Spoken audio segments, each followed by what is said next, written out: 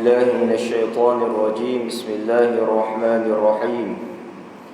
الحمد لله نحمده ونستعينه ونستغفره ونعوذ بالله من شرور أنفسنا ومن سيئات أعمالنا. من يهده الله فلا مضل له ومن يضلله فلا هادي له.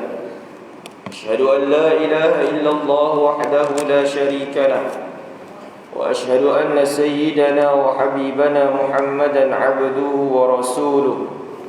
اللهم صل وسلم وبارك على سيدنا وحبيبنا ومولانا محمد وعلى آله وأصحابه ومن تبعهم بإحسان إلى يوم الدين. أما بعد. Dimuliakan Fadilatul Imam dan Bilal, seluruh para jemaah yang dirahmati dan dikasihi Allah Subhanahu wa taala.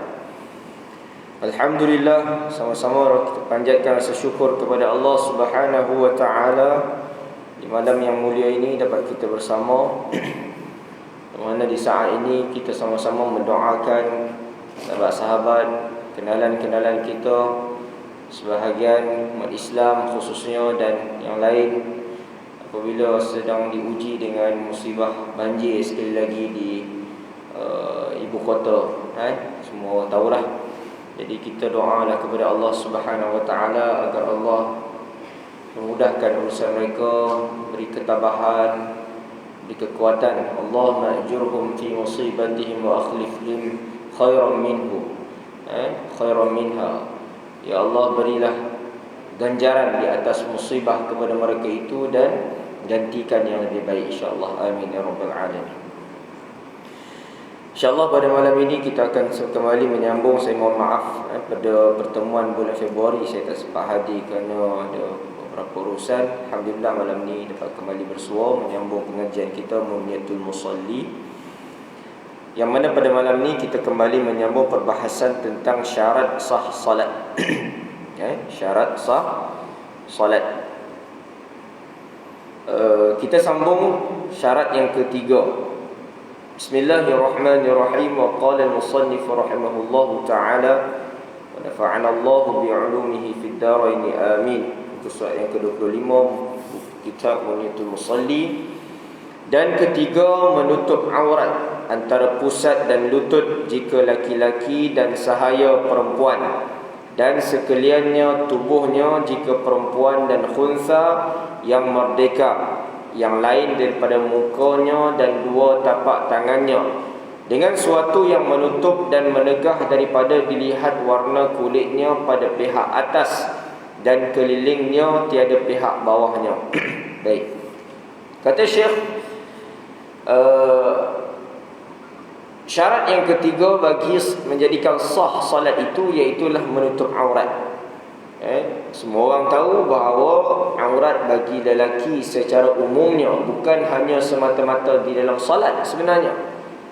Secara umum maknanya dalam kehidupan seharian untuk dia bertemu sesama manusia yang lain, kecuali pasanganlah atau isteri lah. Lelaki iaitulah antara pusat dan lutut. Maka kalau kita sebagai orang lelaki bertemu dengan mana-mana lelaki ataupun wanita lebih lagi lah, untuk kita tidak mendedahkan antara pada antara kedua-dua anggota tersebut, iaitu pusat dan lutut. Tetapi tidaklah bermaksud Islam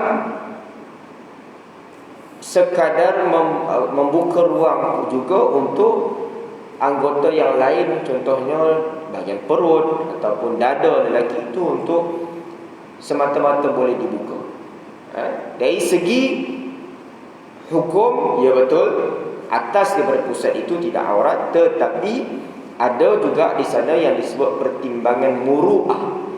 Muru'ah maksud di segi kehormatan, rasa malu, maka amatlah juga dituntut untuk kita menutupnya, iaitu kita berpakaian dengan pakaian yang sopan.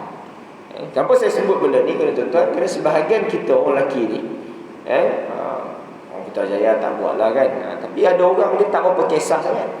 Keluar rumah tak pakai baju kan, tertang kan, kalau belah kampung lah.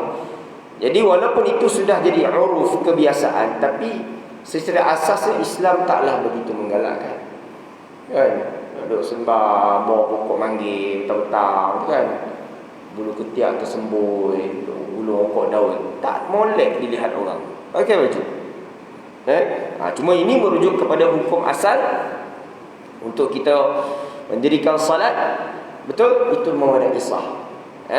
Tapi walaupun sah, macam kita sebut, tak juga dituntut atau tak juga kita dianjurkan untuk kita salat tanpa pakai baju.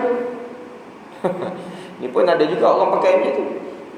Maknanya orang lelaki kain pelekat, tarik atas pusat, atas tu boleh ataupun tutuplah dengan kain apa. Betul lah dari segi hukum sah. Tapi kita pun fikir balik, lah kalau aku nak keluar pergi kenduri, tak pakai macam tu. Kenduri pun nak kira, adakah salat lebih rendah daripada kenduri? Kan? Jadi benda-benda ini memerlukan banyak pertimbangan juga. Pertimbangan dari sudut menjaga kesantunan, perhiasan. Allah Ta'ala menyebut dalam Quran apa?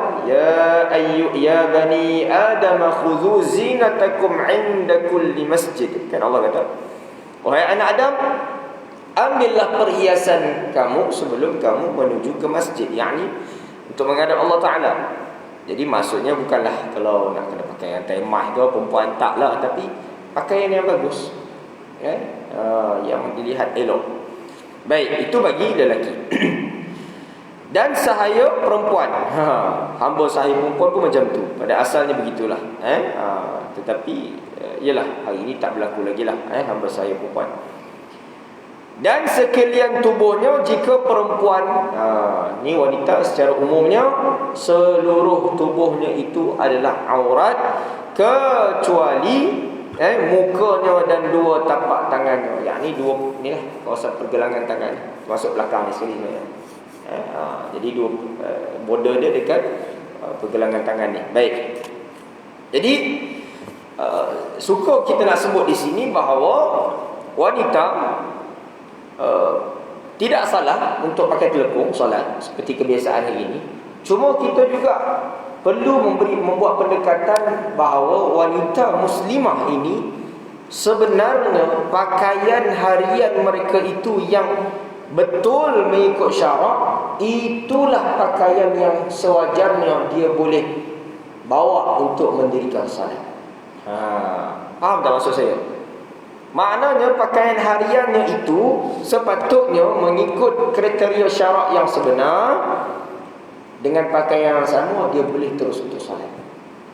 Tetapi duka citanya, ramai di kalangan wanita muslimah, maknanya wanita Islam, tidak berpakaian mengikut apa? SOP syariah yang sebenar. Akhirnya nak solat cari telekung. Kita tak kisah dengan telekung tu, tak ada masalah. Cuma masalahnya bila di luar solat dia tidak berpakaian seperti pakaian seorang wanita muslimah. Ini yang salahnya. Sedangkan sepatutnya pakaian yang dia pakai itu memadai untuk dia buat solat. Tapi kenapa dia tak boleh buat solat? Kerana tak cukup syarat. Ketatnya, dengan jarangnya, dengan tak cukup tutup seluruh badannya. Kerana wanita ini secara umumnya pakaiannya di khalayak, maknanya untuk dia bertemu dengan lelaki yang bukan mahram. Seluruh tubuh badannya ditutup, pakaiannya itu tidak longgar, tidak nipis dan longgar. 3. Menutup seluruh badan, tidak tipis, tidak nipis dan longgar.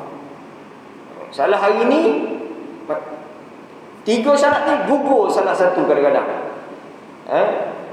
Yang lagi sedih 3 pun tak cukup syarat. Ada tu tutup seluruh badan, okey. Tapi ketat pula. Kemudian nipis pula. Dah 2 tak cukup. Lepas tu ada tu tutup seluruh badan tapi nipis. Tapi longgar tapi nipis. Ada juga. Longgar tapi tengok tak kena juga kan. Ada tu Tebal, tak tutup sebadan pula, masalah je. Macam-macam. Jadi ini sudah jadi fenomena, yang mana semua ini sebenarnya, hadirin yang dirahmati Allah, sengaja kita mengundang murka Allah Ta'ala. Sebab itu kita tekankan di sini bahawa pakaian yang dipakai oleh wanita di luar salat sebenarnya sepatutnya itulah pakaian yang layak untuk dibawa juga di dalam salat. Sepatutnya lah. Tapi macam kita sebut tadi, ruka ceritanya tak boleh. Sebab apa? Tak cukup syarat.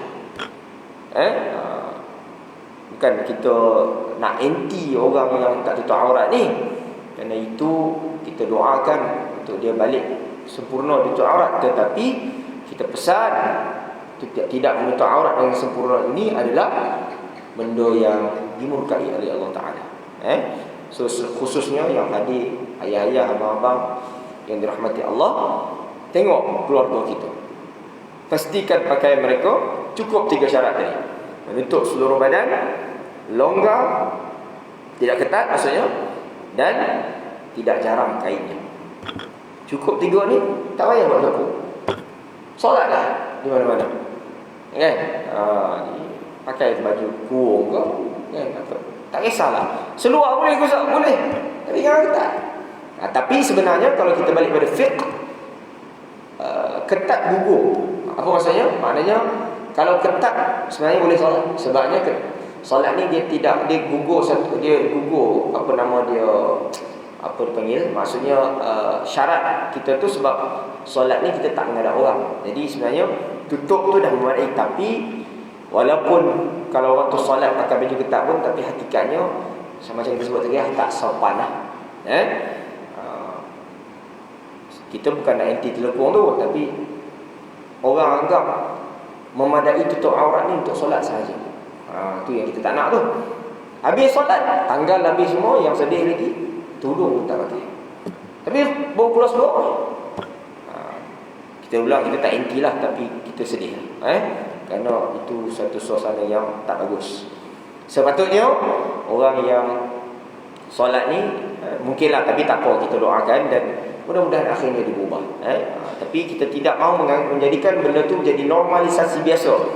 Alah, yang penting saya solat, saya tak tahu aurat pun tak apa. Itu tak boleh. Itu bahaya tu.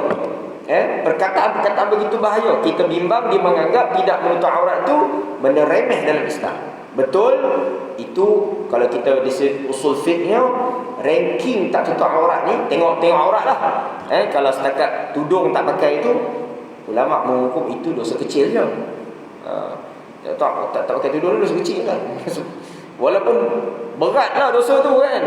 Tapi taklah setanding dosa minum arak, dosa makan rasuah, itu lebih besar lah. Cuma tetap dosa lah. Taklah salah. Tapi kalau itu tak pakai tudung, tapi tak pakai tudung satu, lepas tu berpakaian yang apa istilah dia, mencolok mata, itu satu hal lain pula. Sebab banyaklah kategori nak bincang. Cuma nak sebut bagaimana kita nak cuba jadi Muslim yang seelok mungkin. Saya yang bercakap ni taklah seelok mana pun, banyak kecacatan, banyak kekurangan, tapi kita saling berpesan-pesan insya-Allah. Okey? Baik. Kemudian dia sebut tadi apa? Yang menutup dan menegah daripada dilihat warna kulitnya, yakni tak nipis lah. Pada pihak atas dan kelilingnya, tiada pihak bawahnya. Apa maksudnya tuan-tuan? Ini disebut oleh ulama fiqh dan mazhab kita ni, iaitu kalaulah pakaian itu membolehkan orang daripada atas tengok. Contohnya tuan-tuan, ni masjid ni contohlah, ni tak 2 tingkat kan. Ni atas tak solat. Katalah ada ruang solat atas di satu-satu tempat, rumah ke tak kisah. Kita solat pakai baju tak butang, tak kancing butang. Dan contoh jubah. Contoh pakai solat jubah. Ni analogi saja. Jubah tapi tak pakai kain dalam. Sah. Pakai jubah tak pakai apa-apa dalam. Kalaulah kita tutup elok ni, apa nama, butang semua ni, orang atas tak boleh tengok, sah solat. Habis ustaz, bawah Bawah secara tabiatnya, secara normalnya, mana ada orang tengok daripada bawah, kan? Jadi, tapi kalau pakai jubah ni tadi tak butang, orang atas pandang nampak aurat kita, nampaklah segala macam. Tak payah urai lah, kan? Nampak aurat tu daripada atas ni yang saya sebut ni, pada pihak atas nampak, boleh batal solat. Nampak tak? Ni cara fiqh letak kaedah. Daripada bawah ni, orang lelaki kita pakai kain belekat kan, ada orang tak pakai seluar dalam, contoh, tak ada masalah. Nak pakai boleh lah, elok lah pakai. Tapi kalau tak pakai tak ada. Sebab siapa nak pergi tinjau daripada bawah, kan? Habis masa sujud nanti orang nampak sikit belakang paha kita, tu dimaafkan. Itu tak apa. Sebab tetap dikira daripada bawah tu dimaafkan. Tapi kalau ikut Tok Guru Pondok, dia prefer kita pakai seluar lah. Lebih baik seluar, ada seluar kan, seluar 3/4 ke contoh. Tapi tu lebih warak lah, kan?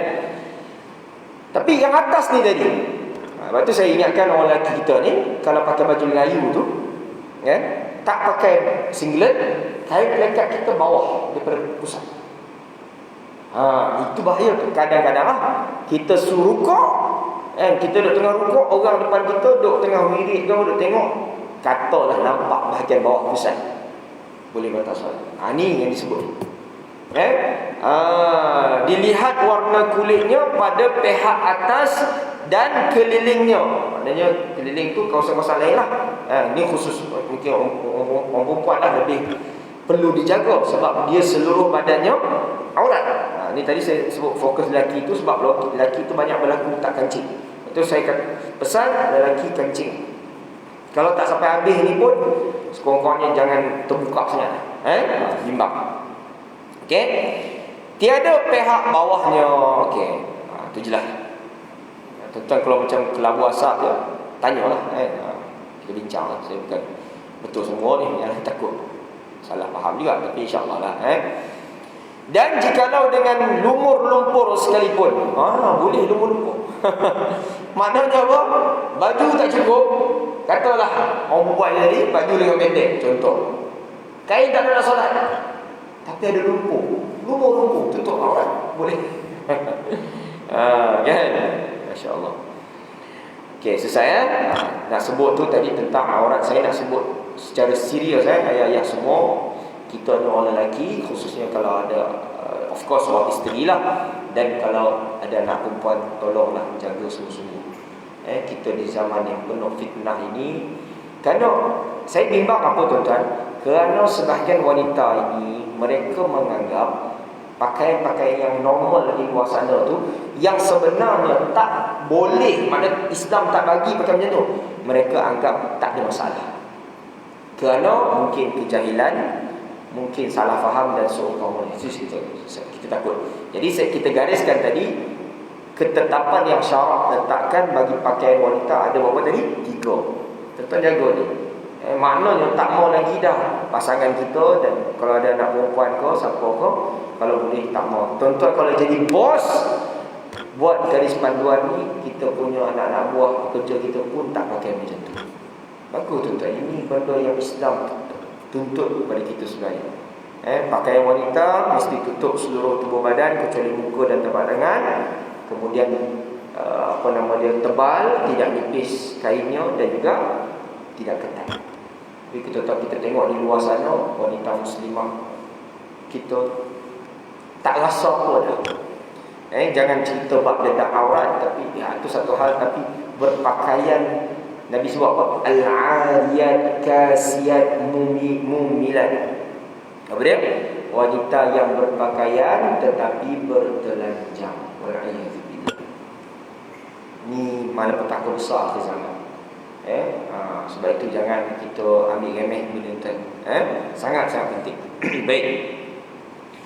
Dan keempat, mengetahui ia akan kaifiah salat, seperti bahawa ada ketahui akan fardunya dan dibezakan dia daripada sunatnya.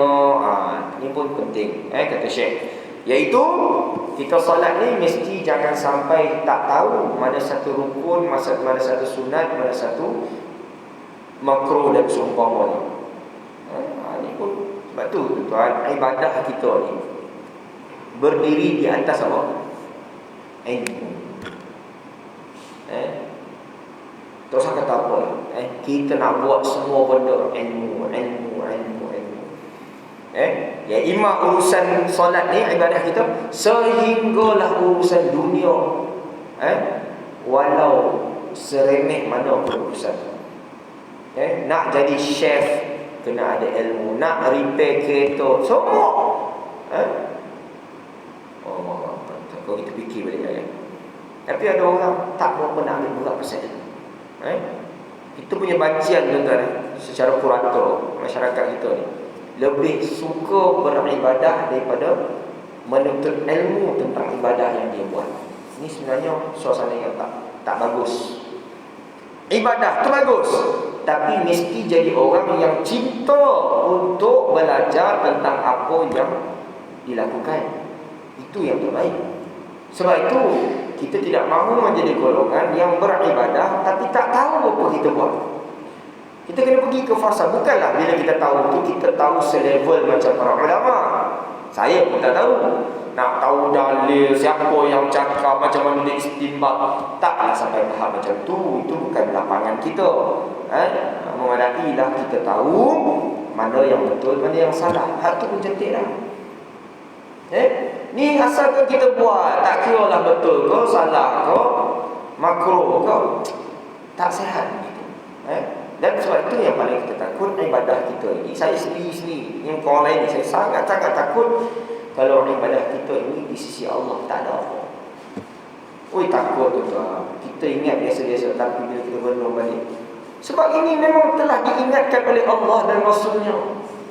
Berapa ramai orang yang beribadah ni sakal, tapi buka balik kitab amalan tak tahu mana. Sebab itu bila kita beribadah ni tak ada kualiti, tak ada, akhirnya ganjaran tu tak tahu lah. Itu yang kita takut. Kerana tuntutannya apa? Ilmu. Kita semua tahu wahyu yang pertama turun kepada kekasih kita Nabi SAW apa dia? Iqra. Tuntut tu. Tapi macam kita sebut lah, taklah kita tuntut ilmu tu sampai nak jadi alim ulama, taklah. Tapi janganlah sampai kita hanya ikut-ikut buta semata-mata. Baik. Mana tadi? Bahkan jika ia i'tiqadkan sekalian itu fardu atau setengahnya fardu dan setengahnya sunat, dan tiada dibezakan padahal orang awam dan tiada diqasadkan sunat yang difardunya, sahlah solatnya. Adalah keringanan di sudut itu. Cuma tuntutan asasnya mesti tahu. Cuma ialah kadang-kadang kita ni secara terperinci itu keliru-keliru sikit, iaitu mudah-mudahan Allah maafkanlah. Yang di sunat. Contohlah kalau solat ni kita bincang nanti sunat hai'ah dengan sunat ab'ad. Kan dah lupa kita kan mana satu sunat hai'ah. Tak apalah, yang penting kita tahu itu sunat. Macam itulah mungkin kita tak tahu perincian dia kan. Macam kita baca Quran kan, kita tahu bacaan kita tu insya-Allah okey, tapi kita tak tahu nama hukumnya. Jadi tak apalah kan, nama hukum tu ulama yang create untuk kita belajar, untuk kita tahu macam mana bezakan satu hukum tu. Tapi sekurang-kurangnya bacaan kita betul kan. Jadi yang penting kita berusaha memperbaiki ibadah. Baik. Yang kelima, suci ia daripada hadas besar dan hadas kecil. Maka jika kedatangan hadas di tengah solatnya, maka batallah solatnya. Okey? Ini semua orang tahulah. Tengah-tengah solat, terkentut tengah-tengah solat, rasa nak buang air besar, walaupun tak buang air besar lah dekat solat kan, tapi tak tahan sangat, batallah. Kita selesaikan hajat kita, kemudian kita solat semula. Sebab itu kalau kita dah berasa nak buang air sebelum solat, utamakan tunaikan hajat dulu. Mana selesaikan hajat itu. Makan pun macam tu. Nak pergi solat, tiba-tiba isteri dah hidang makanan kat rumah. Makan dulu. Jangan kita pergi solat dalam keadaan kita teringat-ingat makanan tu.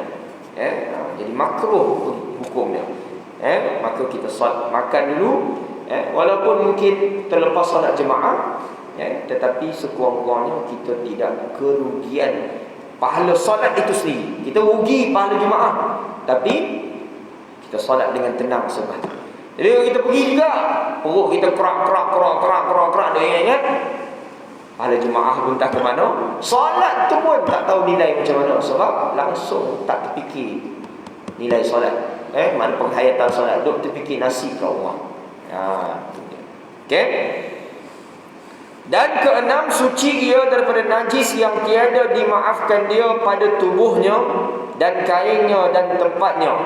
Dan janganlah bersentuh sesuatu suku daripada badannya dengan najis pada geraknya dan diamnya, maka tiada sah salat serta suatu daripadanya. Okey, maknanya najis yang tidak dimaafkan, umpamanya najis yang zahir kelihatan. Mengikut sebahagian ulama-ulama, kalau setakat setitis darah dimaafkan. Setitis, bukan setompok, itu beza tu. Macam darah nyamuk dimaafkan. Jenuh kita tengah-tengah solat, rasa gatal, kita pun tengok darah, dimaafkan sebab tak mengalir. Adapun kalau banyak, maka kita perlu membersihkan terlebih dahulu. Atau menanggung sesuatu yang berhubung dengan najis, seperti ia menanggung akan tali yang terikat pada umpama anjing dan lainnya, dan tiada maaf jika berbetulan dengan dia pada ketika bangunnya dan duduknya dengan ketiadaan bersentuh, dan dimaafkan tempat istinja dengan umpama batu dan sedikit darah dan tahi lalat dan tanah jalan raya yang najis dan darah tuma. Tuma ni tak tahulah, binatang kecil lah kot. Baik, dia kata apa tadi? Kalau ni kau ikut pandangan ni mazhab Syafi'i, contohnya macam ni lah. Kalau imam pakai mic ni, tali ni ada tak cicak duk melekat, tapi bukan dekat kawasan ni, dekat jauh sikit. Tak boleh, sebab dia menanggung. Menanggung tali tu. Jadi dia sebut menanggung tali anjing. Kita taklah anjing, cuma najis. Jadi kalau boleh pastikan. Tapi hari ni insya-Allah lah kawasan-kawasan masjid dah bersih. Ni mungkin di bahagian kampung-kampung lah, ada tak cicak ke apa kan. Kemudian dan tiada maaf jika berbetulan dengan dia pada ketika bangunnya dan duduknya dengan ketiadaan bersentuh. Dan maknanya walaupun tali tu dia tak sentuh, tapi dia menanggung. Itu istilahnya menanggung tadi tu. Dia memang tak sentuh, tapi jauh sikit menanggung. Selesai. Kemudian, dan dimaafkan tempat istinja dengan umpama batu dan sedikit darah. Jadi kalau ada orang dulu-dulu kan kita boleh istinja pakai batu. Fiqh ajar macam tu, tapi tak berlaku dah. Kita hari ni negara banyak air, sampai banjir je kan. Tapi dulu-dulu mungkin air tak banyak, guna batu. Jadi batu tu mungkin ada kesan-kesan istinja, dimaafkan. Dan wallahu alam secara praktikalnya macam mana, tapi itu dibahaskan oleh ulama fiqh. Kemudian, dan sedikit darah dan tahi lalat. Tahi lalat ni mungkin lalat apa dia punya apa nama tu? Istilah tu yang singgah kat makanan tu kan. Dia berak kat makanan tu kan. Kemudian, dan tanah jalan raya yang najis dan darah tuma. Tuma ni saya ingat macam apa? Macam kutu babi kau macam tu kot kan, datang kecil-kecil. Baik, dia kata dan tanah jalan raya, maknanya apa? Tanah jalan raya yang kemungkinan kita tengok anjing ada lalu, binatang-binatang duk kotor, tapi musim-musim hujan ni kan basah jalan raya. Tapi tak boleh elak, duk jalan mercik kena, dimaafkan. Itu tak boleh elak lah. Itu semua termasuk kategori dalam fiqh dipanggil ma'fu anhu, najis-najis yang dimaafkan. Kemudian dan kutu anjing, kutu khinzir, kutu babi. Dan darah bisul. Tadi disebutlah darah bisul sebab dia sikit Dan nanah dan danur. Danur tadi saya tak pasti apa dia. Kalau ikut sini dia sebut keluar macam daki-daki. Okey. Dan air kuman yang ada baginya baunya. Air yang keluar kat luka sikit-sikit, yang kecil-kecil lah. Dan jikalau solat ia dengan najis yang tiada dimaafkan daripadanya, dengan tiada mengetahui akan dia, atau dengan lupa kemudian teringat, nescaya wajib mengulangi akan dia. Okey? Lihat tadi tu selesai. Tapi apabila dia solat kemudian tak perasan ada najis yang berat, darah, najis besar-besar lah, kencing ke contoh, yang memang jelas, tengok dekat seluar, tengok ada kuning, rupanya kencing kucing, maka itu tidak dimaafkan. Tapi masa solat tak perasan, habis solat baru nampak, maka dia perlu ulang balik solat tersebut. Jadi ini yang disebut oleh Syekh kita, beberapa syarat untuk kita baru sah mendirikan solat. Baik. Dan ketujuh, meninggalkan berkata-kata dengan sengaja yang bukan Quran atau zikir atau doa, maka batal solatnya dengan berkata-kata dua huruf, sama ada memberi faham perkataannya atau tiada, atau dengan satu huruf memberi faham seperti qi atau i. Apa maksudnya? Jangan cakap lah. Walaupun dengan perkataan yang tidak memberi makna, sama ada memberi faham perkataannya atau tiada. Maknanya z, go, contohlah saja. Tak faham tapi bunyi itu, suara itu sesuatu yang tak diperlukan dalam solat, maka ia boleh membatalkan solat. Apatah lagi yang memberi makna. Contohnya dalam bahasa Arab ni, satu huruf ada sebagai perkataan yang memberi maksud. Contohnya qi atau i. Qi maksudnya apa? Berjaga-jaga. I sama maksud lebih kuat. Qi, i. Kerana makna qi itu daripada wiqayah dan i itu daripada wi'ayah, atau satu huruf yang bermat. Kerana mat itu ada kalanya alif atau waw atau ya. Ra, ma, ja, itu semua tak boleh. Jadi dua huruf, maka batal solatnya dengan yang demikian itu. Kalau satu huruf pun, tapi dalam bahasa Melayu tak adalah satu huruf yang ada maksud, tak ada maksud, tapi tak boleh, batal solat. Kecuali dalam ni saya tak ingat, tak ada kot, tapi dalam kitab yang lebih besar, kalau kita macam membetulkan suara kan, kena hati-hati juga. Kalau kita jadi makmum ni kurang sikit lah, sebab kita tak melibatkan suara, kita baca sir perlahan je. Kalau imam ni kena hati-hati.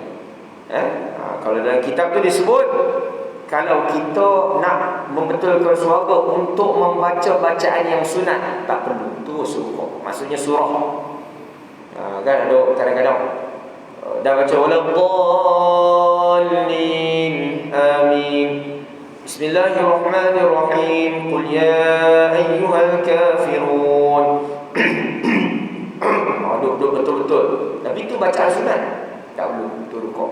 Melainkan untuk baca Fatihah, itu tak apa. Maknanya tak boleh lah asalnya, sebab kerana mengganggu. Maknanya boleh menyebabkan kita macam mengeluarkan suara, mengeluarkan perkataan. Tapi cuma dibolehkan jika bacaan itu rukun solat, itu tak apa. Okey. So itu tadi kita sebut berkaitan dengan suara ataupun mengeluarkan perkataan yang mempunyai maksud atau tidak mempunyai maksud. Itu dalam solat ni kita sebut berulang kali bahawa ia ibadah yang ringkas, masa yang amat terhad, tidak lebih daripada berapa minit? Maghrib tadi 6 minit, 5 minit, Isyak pun mungkin pergi 7 minit. Amat ringkas, Tetapi walaupun sekejap, ia memerlukan disiplin, kaedah, cara yang amat kalau istilahnya ketatlah juga sebenarnya. Maknanya ada SOP yang tersendiri yang mesti dipatuhi. Yang tak boleh kita anggap solat ni ala kadar. Kita sebut, saya dah compare, sebut ibadat-ibadat lain, puasa, zakat, haji. Ibadat-ibadat ni tempohnya lama. Puasa daripada pagi sampai ke petang. Bebanannya hanyalah kita tak makan, tak minum dan menahan diri daripada benda-benda yang membatalkan puasa. Tapi kita taklah dituntut untuk terlampau ketat. Kita boleh lagi bersembang, boleh lagi beraktiviti, hatta kita nak main handphone pun boleh. Tapi solat no. Hanya 5 minit dengan penuh disiplin. Atau lebih kita sudah faham, iaitu perlu menjaga kualitinya dengan khusyuknya, dengan penghayatannya, dengan segala perbuatannya mengikut tata cara yang dianjurkan, ditetapkan oleh baginda sallallahu alaihi wasallam. Okey. Jadi tuan-tuan, itu untuk malam ini. InsyaAllah kita akan sambung yang ke-8 insyaAllah pada pertemuan akan datang. Cuma malam ni saya berkongsi pada tuan-tuan satu risalah kecil yang kita buat ni, iaitu wahai anakku, jadi kalau salat, saya bawa sikit kat luar tu, siapa nak ambil, siapa tak bawa duit boleh transfer, saya ada letak nombor akaun. Apa kelebihan buku ni tuan-tuan? Buku ni alhamdulillah baru terbit, lebih kurang tak sampai sebulan lagi, bulan 2 itulah. So buku ni sebenarnya modul untuk sekolah remaja kita buat. Tapi alhamdulillah kalau tuan-tuan dapatkan buku ni, amat-amat membantu untuk kita lebih fast track lah sebenarnya. Buku yang Munatul Musalli ni kita belajar satu-satu lah, ambil masa sikit. Sebab dia detail kan. Ni pun detail, cuma yang ni apa kelebihannya sebab kita buat bergambar. Ada gambar ni semua ni ikut cara yang masya-Allah kita huraikan daripada sunnah solat yang ditetapkan. Dan juga yang saya amat tertarik juga, iaitu apa dia? Semua bacaan-bacaan dalam solat kita terjemahkan by word. Ini tuan-tuan belum jumpa lagi kot ada buku yang boleh terjemahkan. Bayangkan kita baca tahiyat puluhan tahun, tahiyat awal, tahiyat akhir tu, apa yang kita baca? Kita persembahkan solat apa kepada Allah Ta'ala. Maknanya patutnya kita cakap dengan orang benda yang kita faham, kita tahu, tapi kita baca dalam solat kita pun tak tahu. Jadi ini adalah usaha untuk kita baiki solat kita. Kita boleh tengok semua bacaan-bacaan dalam solat diterjemahkan berserta doa-doa lagi. Doa-doa yang kita disunatkan baca sebelum salam. So buku ini sangat masya-Allah berkualiti lah. Walaupun perbahasannya tidak begitu detail dalam, tapi amat memadai untuk memantapkan lagi kualiti solat kita insya-Allah. So tuan-tuan boleh dapatkan untuk diri sendiri, family, anak-anak insya-Allah, bagi hadiah, wakaf ke tak ada masalah, sangat berfaedah insya-Allah. Dengan harga ada tulis kat belakang ni, tuan-tuan boleh tengok. Siapa tak bawa duit nak ambil dulu pun tak apa, ambil nombor akaun yang saya letak tu, transfer sahaja. Jadi mudah-mudahan bermanfaat. Buku ni saya dengan kawan-kawan lah, kawan-kawan.